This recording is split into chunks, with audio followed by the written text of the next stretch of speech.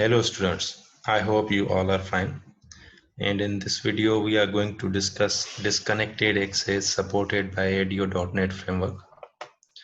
And in last lecture, we did discuss uh, discuss the connected access and disconnected access. So in disconnected access, what we do, we establish a connection to the remote server. We fetch data from the database managed by that server, and then we create an in-memory copy of a data. So we do that because of two things: to reduce the overhead of a server and to have a copy of a data even when we are not connected with the remote server. So if I have data in my memory in RAM on my PC, then it will be less important for me to send a request to the remote server again and again. So at first I can work with the copy that I have on my PC, and when the need arises, I can reflect the changes from the local copy to the remote copy also. So in disconnected access, we have a mechanism to make in-memory copy of a data, and that in-memory copy of a data is created with the help of a data set. Data set is actually a local store that we used to create, and that local store used to have a same relational programming model as we used to have a relational programming model for the databases. It means we can create tables within the data set, we can create rows in those tables, we can create columns of those tables, we can create relationship of tables, we can impose constraints on the tables as we do into the relational programming, the relational databases. So organizing the data in a RAM, in a memory, in the same manner as we do for the databases that we create, that we manage with the help of database servers. And that can be done with the help of a data set. So data set only holds data, and it is unaware about the underlying databases. Sometimes it happens also when I create a data set, I can fetch a data from multiple databases and put that data into a data set. So data set will not be aware about the databases from which I actually fetched the data. So data set is only a holder of data, but it doesn't know about the underlying databases. So you can put a data into a data set from picking a data from some array list, from some uh, XML file, from CSV file, or from a particular database, or from multiple databases. So it's your choice how you are managing a data set, because you will write the code to manage a particular data set. Normally, we used to fetch data from data tables of a database, and then we used to put that data into a data table of a data set, and we try to keep it simple. But according to the requirements of application, no matter how complex requirements used to be of applications, we do use dataset for to manage those requirements, for to comply with those requirements. Well, so you can understand from this graphical user interface the way we use dataset. So you see, we create dataset with the help of a code, and dataset can hold multiple data tables, and data table is equivalent to the table of a database, that is the physical database that may be on the same PC or on the remote PC. But we do this kind of thing only when the physical database is not on the local PC, when it used to be on the remote PCs, on when the database used to be the remote. If the database is local, then there's no need of creating of a data set, because everything is available on the local PC, and there'll be no issue of overhead of servers and so on. Well, so in between data set and physical database, we have a class that is known as data adapter, and data adapter is solely responsible to work with the data set, and whatever the changes, data adapter is responsible for fetching data from physical database and putting that data into a data set, and it is responsible to uh, perform some updates on the data set. And when the need arises to reflect the changes from this local copy to this physical copy to the actual copy, we do that with the help of a data adapter class again.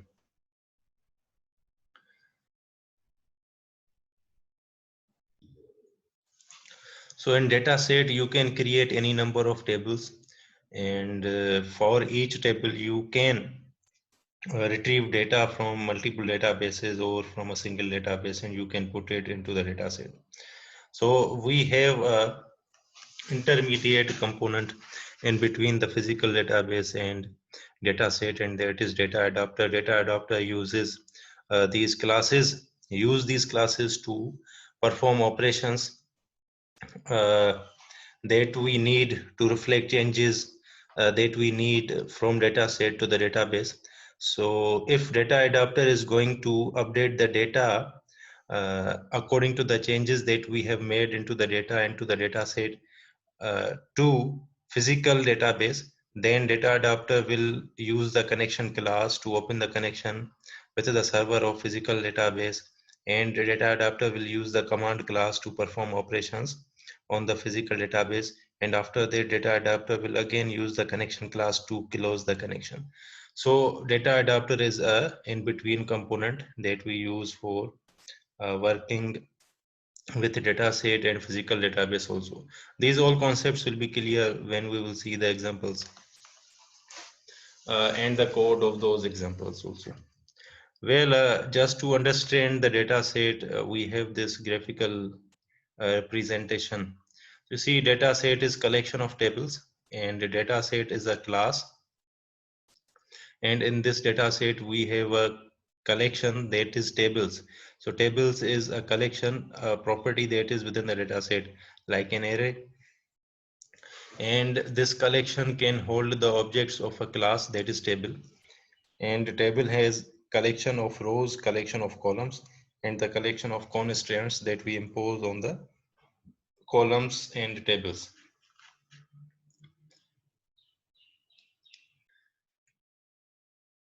So table is a class, and the table class contains a property that is rows. That is a collection, and that rows collection can hold the objects of a row class. And the table also has a collection that is columns, and the columns collection can hold a objects of column class, and table has also a collection of constraints, and that can hold the object of constraint class. Similarly, data set has a collection of relations, and that relations collection can hold the object of relation class, and that is used to define the relation in between the tables. So data set is providing us all the features of creating the in-memory data store with all aspects of creating tables, rows of tables, columns of tables, constraints on the columns, and relationships between the tables also. So let's see in a code directly creating the data set with the help of a code. You see, without using the data adapter, we can create a data set, and we can populate the data set also. Population of a data set means creation of a table, creation of rows and columns, and after that putting data into the table.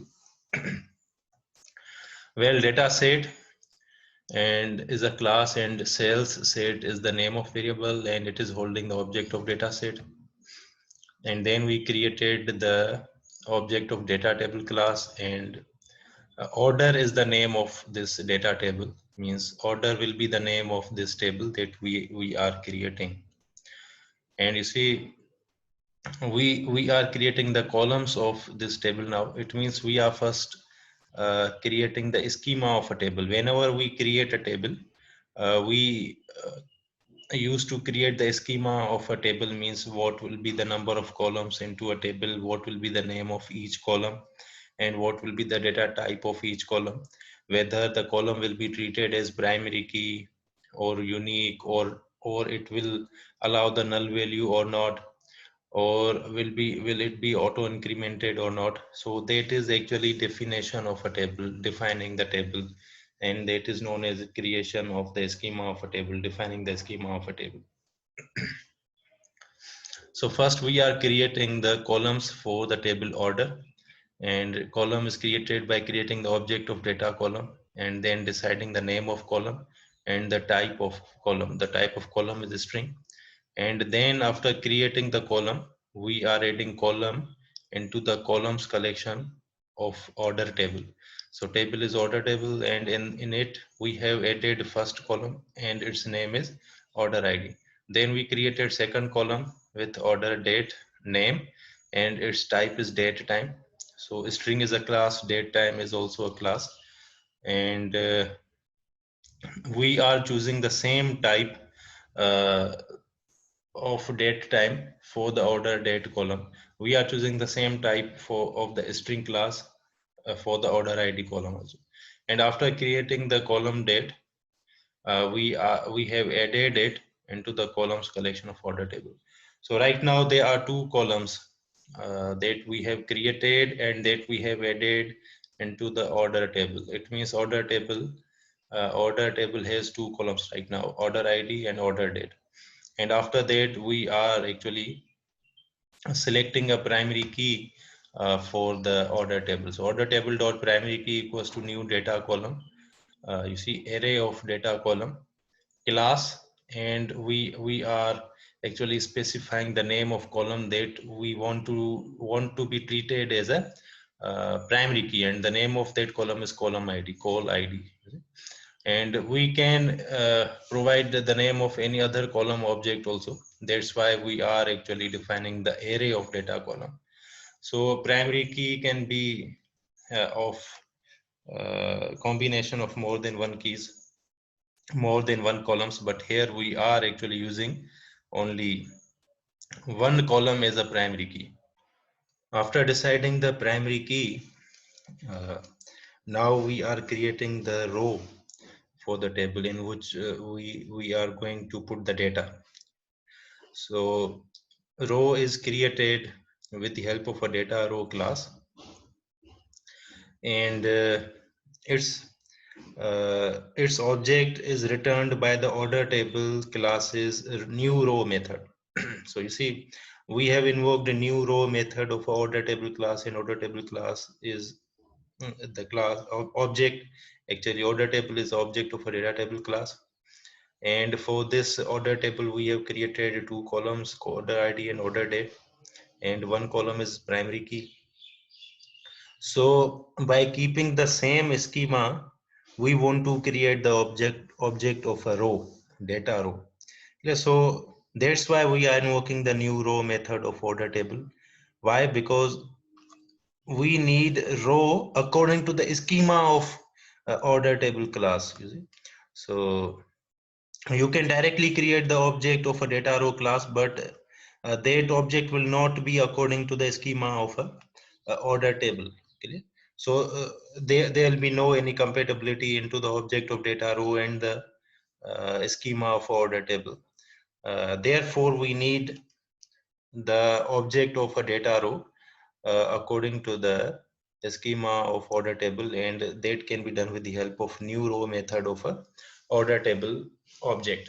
Order table dot new row will give us the object of data row, and that row will be having two fields using according to the order id and order date, and we can use those two fields to hold the data.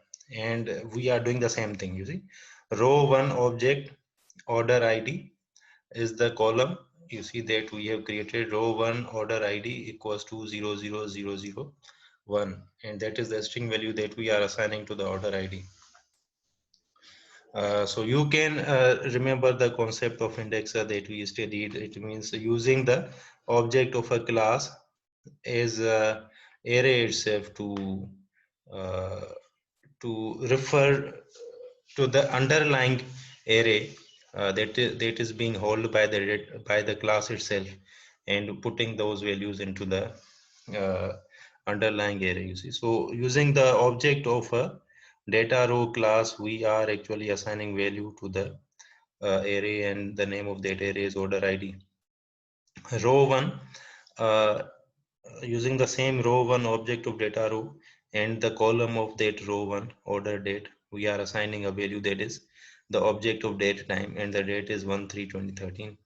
And after that we are adding row 1 to the rows collection. Means after creating the object of data row, after putting data into the row, we are adding row into the rows collection of order table. It means we created a data set, and we created a table, we created two columns of that table, and by using that schema we created a single row, single record, and we populated two values in it. And after doing that, we have to add we have to add this order table into the data set that we have created.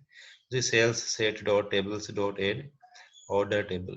Add the order table into the tables collection of sales set, and sales set is a data set that we have. Okay. Another example for data set. You see, created object of data set, created object of data table, selected name of data table that we have created, table username, and its name is username. Created column, table username first column, and the name of column is ID, and the data type of column is int 32, means integer. Created second column, name of column and the type of column. Third column, name of column, type of column, and added these three columns into the columns collection of table. After that, created object of a data row according to the schema of a table, that is table username dot new row. And after that, added values into the first column, second column, third column, and after that added row into the table username, and after that added table into the tables collection of data set. And after that we used this dot grid data grid view 1 dot data source equals to data set dot tables dot username. So grid view actually is a control into the toolbox that we used to put on the form, and when we used to specify the data source of that data grid view, it automatically fetches the data from that data source. And you see here the data source is a table, that is username, and username is available into the data set. So this data grid view 1 will fetch the data from the username table and will display the data in a tabular format on the form. So you have to practice this code, and we will meet into the next video. Thank you.